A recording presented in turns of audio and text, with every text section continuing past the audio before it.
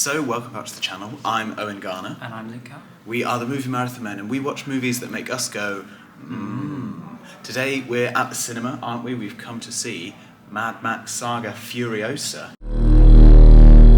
We're so excited. Luke, what are you feeling going into this experience? I can't express my happiness. Yeah, I'm so excited. I'm genuinely so excited.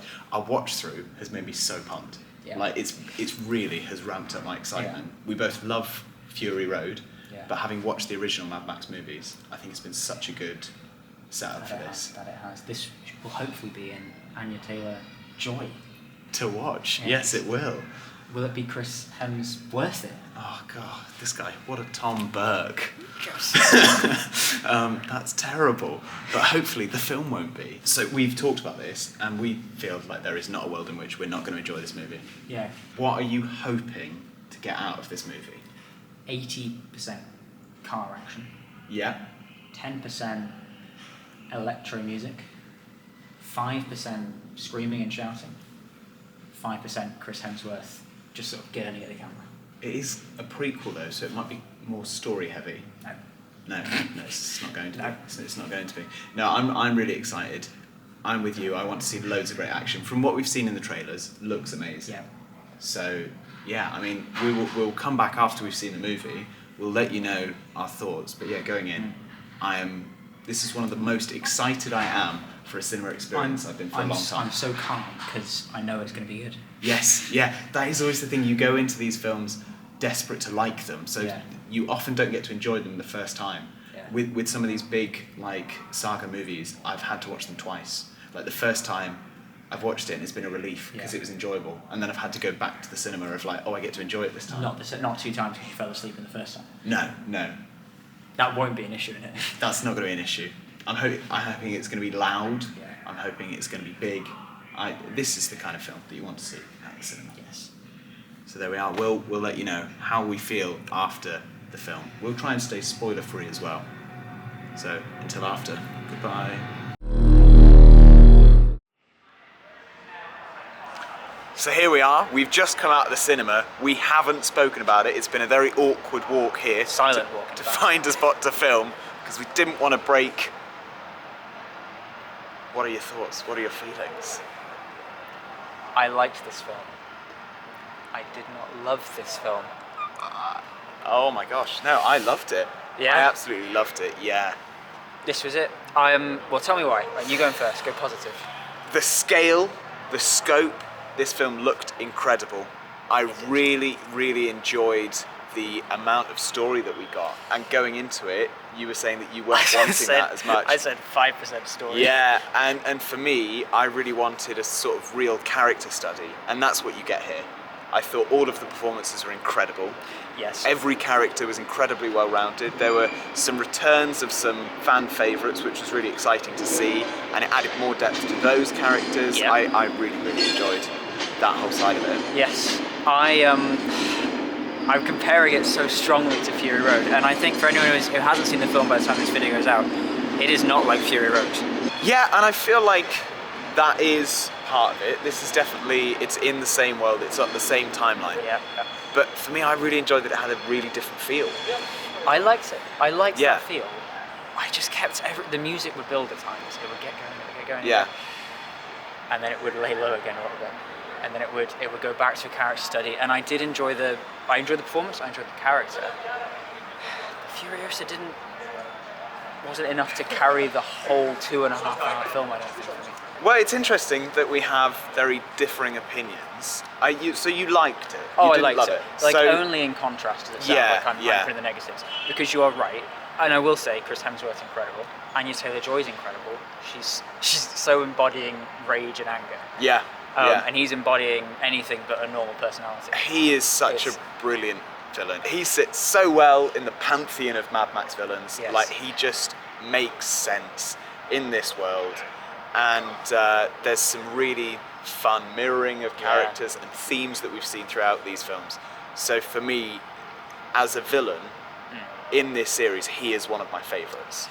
Yes. So that elevates it. Like, if it didn't have him, then I think this maybe would have been at times like, ooh, okay, but we could be watching Fury Road. Because you said it was a great character study. I would say the character study it does the most of is the villain. Yeah. Entirely. Like, he is the one that's the most fleshed out. He sort of has motivations you understand fully. Yeah. Has an understandable backstory. He's sort of driving most of the plot. Yeah. Because Furiosa is sort of a passenger. Yeah. In a weird way. For a lot of this film. Because she's not actively driving the plot. Yeah. She's driving cars. She is quite actively driving quite often. Yes. in this, which is great. There was a lot of action, and the action was brilliant. Yeah. There was some different kinds of action as well. There was a lot more action on foot. There was more action on foot, and there was a lot more gore.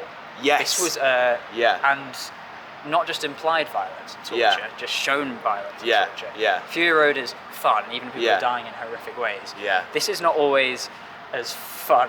Yeah. There were bits I had to kind of look away from. And there's some real, like, George Miller is brilliant at show don't tell. Yeah. There is some implied true horror in this film, and there's a couple of moments that we really are really approaching true horror, and I really enjoyed that. This world felt so dangerous, and that is, you know, the Wasteland has always felt dangerous.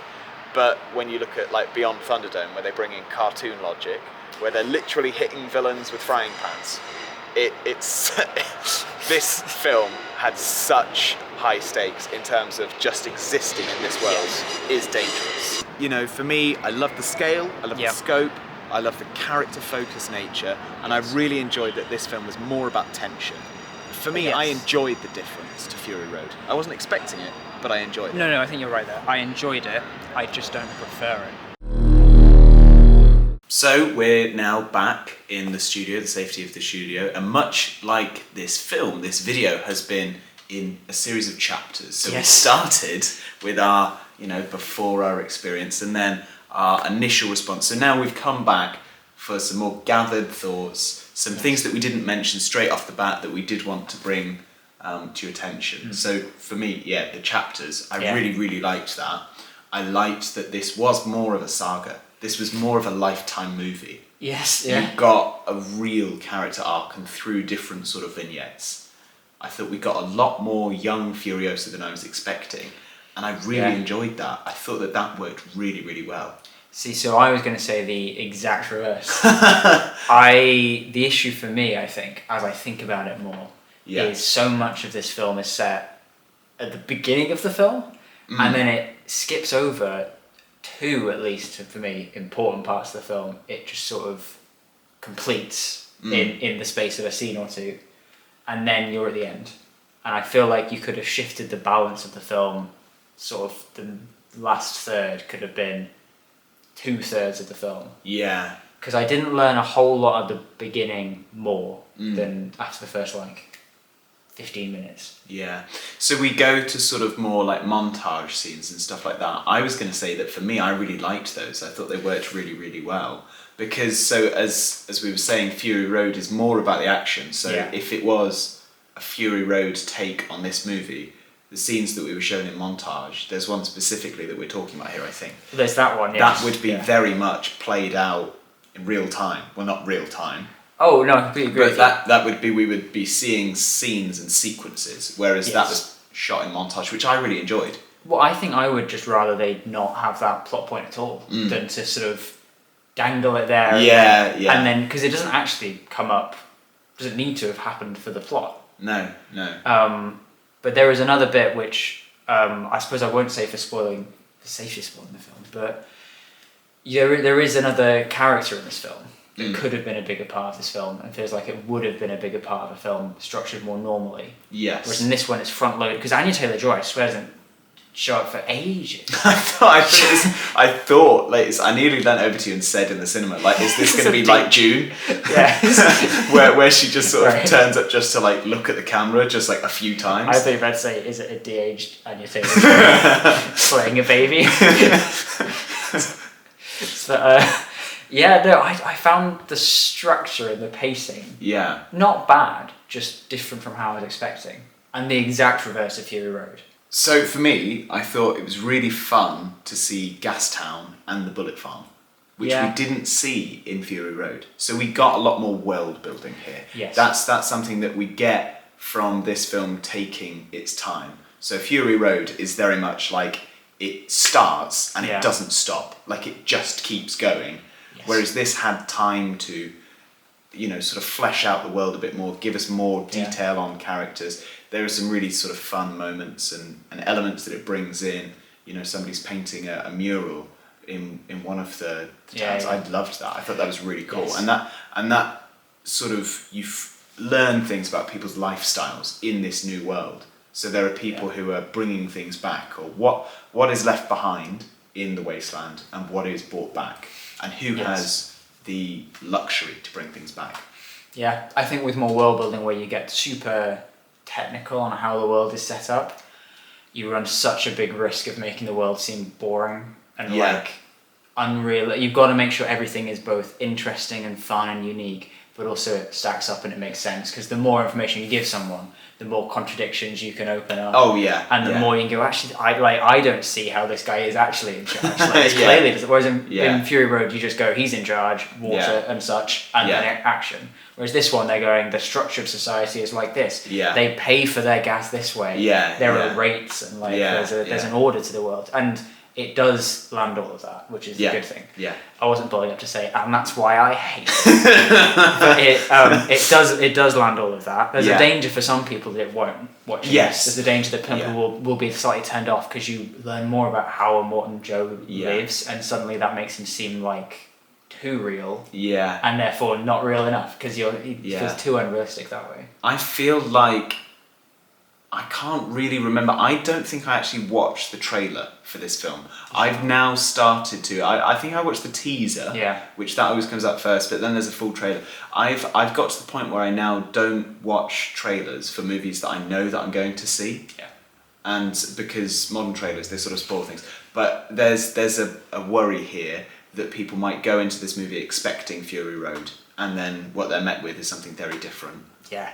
It is so slow compared to Fury Road. It's not like a slow film by normal film standards. No. But it's not even a quick film by normal film standards, I wouldn't say. It's not even that fast. It's 2.5 hours, and it doesn't feel less than that. No, it doesn't, no. Yeah, it's also, it's quite a quiet film that we noticed.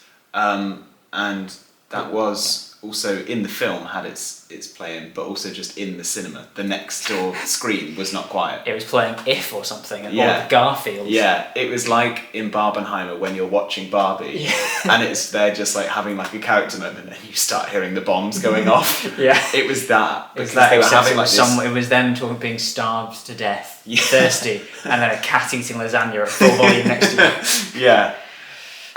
But I enjoyed that this was a quieter movie. I think it's going to be loud. Let me ask you the question, Luke. Furiosa, a Mad Max saga, watch or not? It's a watch. Yeah. It is. For me, it's a must-watch, and definitely in cinemas. Yes. This movie is massive. The sound is incredible.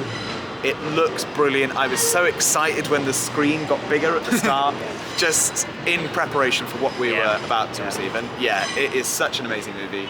Watch this in cinemas. Well, there we are. That was our experience of seeing Furiosa, a Mad Max saga.